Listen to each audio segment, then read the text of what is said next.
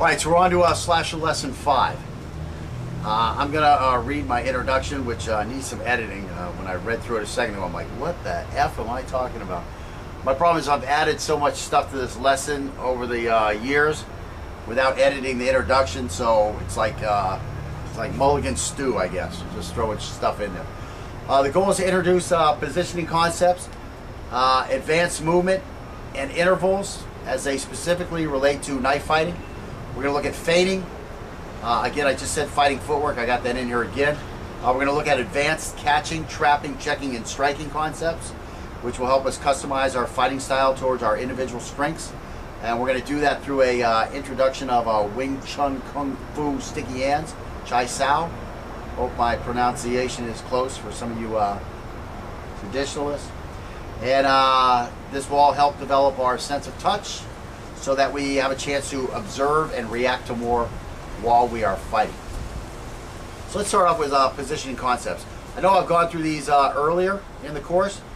I think I have, but we're going to look at them again because you have a, if you've been following the course, you'll have a kind of a new perspective on it, and going through it again will give you, you idiots, better understanding. If you're an idiot. I'm not saying you're all idiots. I'm an idiot sometimes. I eat too much chocolate and I get freaking that acid stuff. It's in my eyes today. So don't eat too much chocolate. There's your diet tip for the day from a fat ass. Okay, so here we go. Okay, again, the area directly in front of us, this is our fighting center. In this area, we can deploy the greatest amount of our weapons and our defenses. This is the area where we are most dangerous. As a threat moves away from our fighting center, he is exposed to fewer weapons to the point to where we can deploy less than 50% of our weapons and defenses on our flanks and even a smaller percentage to our rear. Think of our fighting center as a line sticking straight out from our chest. The length of the line is equal to the distance we can strike. So again, a regular person with a rifle, distance maybe 100, 200 yards. Take a skilled sniper, with the shots they're making nowadays, I don't know. Are they shooting a mile now? Yeah. They're getting hits at a mile now. That would be absurd. Years ago, I mean, that would be an artillery piece required for that kind of distance. Okay, so it is important to note that the more skilled a fighter, the longer the line is. Also, the more skilled a fighter, the greater amount of weapons and defenses he can deploy on and off his fighting center. A highly skilled fighter may have more effective weapons to his rear than an untrained person has at their fighting center. So we're going to talk about the line that goes directly from the base of our fighting center to the base of the threat's fighting center is the center line. The closer our fighting center is to being on the center line, the better it is for us. The further the threat's fighting center points away from the center line, the better it is for us.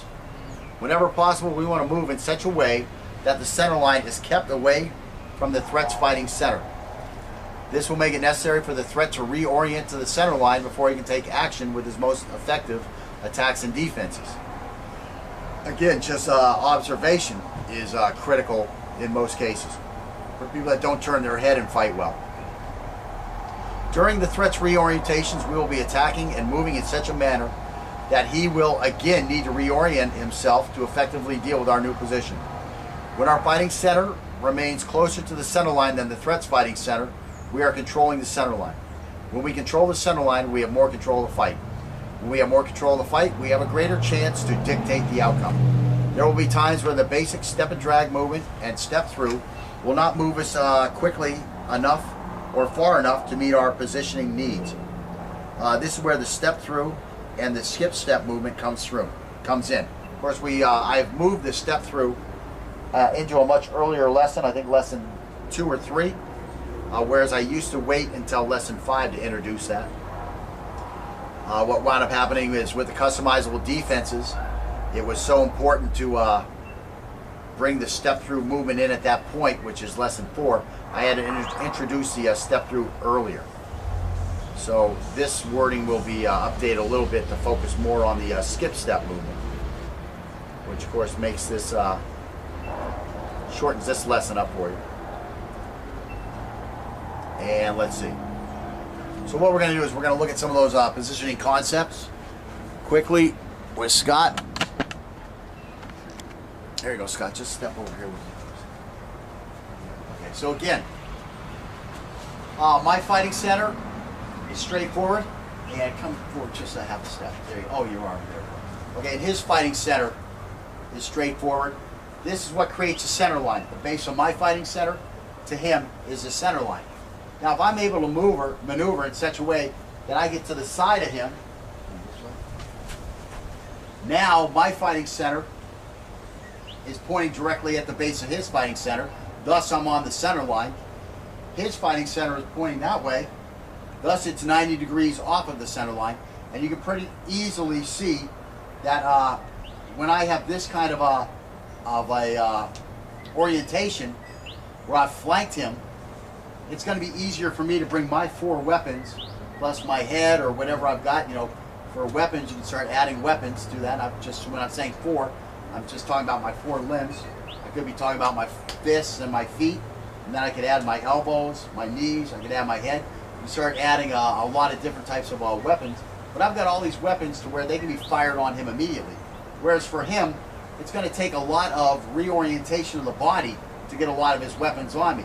Now, if he's a Taekwondo man, where they fight from the side a lot, he's going to be a lot more comfortable than other people. However, it's going to be very easy for me to now use my defenses against his 2 weapon groups, let's call them. His 2 weapon systems, being his arm and his leg. I've got 4 defending systems, let's say, to go against this. So I can easily get this one checked here. Now I've got this hand. He brings a leg up. I can take this off here. And now I can come forward and I've got the freebie because I've got 3 weapon groups and he's only got 2 weapon groups or defensive groups. So you can see where that's a big advantage even against a highly skilled Taekwondo guy. As long as I get in tight enough to where he can't get that foot up on my head and I've got that kick jammed, he's got problems. You know, I fought Bill Wallace before, and that was something that I saw was quickly effective, is if you just get in on top of his hip, he's going to be drastically limited. And back when Bill Wallace was fighting, again, like with so many guys, you know, they come up with a new concept, and because nobody knows how to defend it yet, you know, they just wipe everybody out. I haven't been to a point karate tournament in years, but back in the days when Bill Walsh, you know, had written his book and had videos out, you know, everybody was, you know, coming with these kicks, you know, just back and forth like that. And, you know, it looks great and it works well if you can do it. But just like with the Brazilian Jiu-Jitsu, you know, Vice Gracie, you know, was able to beat everybody up in an unlimited weight class type fighting system. Now he can't survive, and again, he's gotten old, of course, but nowadays, let's say, if that same Vice Gracie at his young age came along, he'd have a hard time surviving at 155 because people figured out what he was doing and they put together defenses to be able to defend that stuff. So again, you know, with the Taekwondo guy and even a guy, he wasn't a Taekwondo guy, but a guy who is as highly skilled as Bill Wallace was, you know, that fighting system was limited to a time when he was the only guy who had that. And so people didn't know how to defend against that type of stuff. Once you got Bob Thunder Thurman and Jean-Yves Thériault out there, they would have easily walked through that type of stuff. In general, this is a bad place to be. Even if you're a Taekwondo guy, sorry Taekwondo guys, they're teaching you a bad system, okay? To face only 2 of your weapon groups towards the enemy is highly ineffective. Now again, there are some highly skilled Taekwondo guys who can quite quickly bring those, what would be rearward weapon systems into the fight. And again, as long as they're fighting somebody who's less skilled than them, that's going to work great.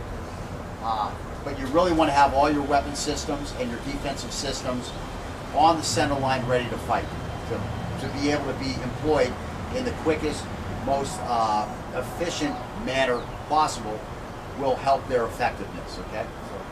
And again, now if I move further over to this direction,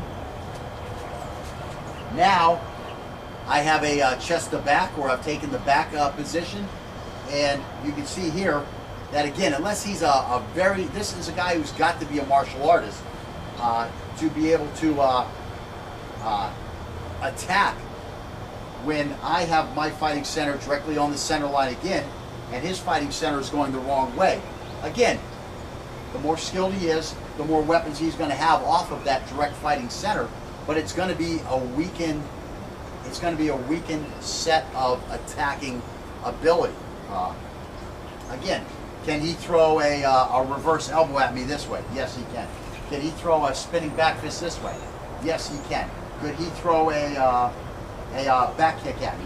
Yes, he could. Could he throw a spinning crescent kick at me? Yes, he could. But I just want you to watch one thing. Could he headbutt me? Yes, he could. But watch just one thing right here. What can he do now? He can try to headbutt the top of my head. He can try to put an elbow on my shoulder. He can try to kick my shins with his legs. Okay? But again, look how easy it was to reduce the effectiveness. Now let's put a catch on him, like this. Let's put something up here like this. Let's get a leg down in between his. And now he's got a lot of problems. The best thing that's going to happen for him is that we'll go to the ground almost. So again, this is where you want to be. And again, you've seen from our techniques where we get back here and we slash the neck. He's very vulnerable from those positions. So that's what we're talking about with positioning concepts. Whenever possible, I mean, ask any Brazilian Jiu-Jitsu type grappler where he's got the best chance to finish a guy, and it's going to be when he's on top of his back. Again, in the ring, they protect people because they don't allow me to strike to the back of the head. But I mean, if you get a guy in a position like this, and you were allowed to elbow him to the back of the head, the fight is going to be over. I mean, literally, they would have to end every fight once you got a chest to back position on the ground. That's how vulnerable this guy is. That they actually have to change the rules to protect the guy in an MMA ring where I can't strike on the back of the head. So anyways, that pretty much wraps up that. Again, that's where you want to be trying to move towards. You want to be trying to fight this guy. You don't want to be exposing your back at any time to the threat. Okay, go ahead and hit that thing. Good. All right, so we're on to Slasher Lesson 5. I'm going to read my introduction, which needs some editing. When I read through it a second ago, I'm like, what the F am I talking about? My problem is I've added so much stuff to this lesson over the years without editing the fighting footwork. I got that in here again. We're going to look at advanced catching, trapping, checking, and striking concepts, which will help us customize our fighting style towards our individual strengths. And we're going to do that through a introduction of Wing Chun Kung Fu Sticky Hands, Chai Sao. Hope I earlier in the course. I think I have, but we're going to look at them again because you have a, if you've been following the course, you'll have a kind of a new perspective on it, and going through it again will give you, you idiots, better understanding. Pronunciation is close for some of you traditionalists, and this will all help develop our sense of touch so that we have a chance to observe and react to more while we are fighting. So let's start off with positioning concepts. I know I've gone through these introductions, so it's like mulligan stew, I guess. Just throwing stuff in there. The goal is to introduce positioning concepts, advanced movement, and intervals as they specifically relate to knife fighting. We're going to look at feinting. Again, I just said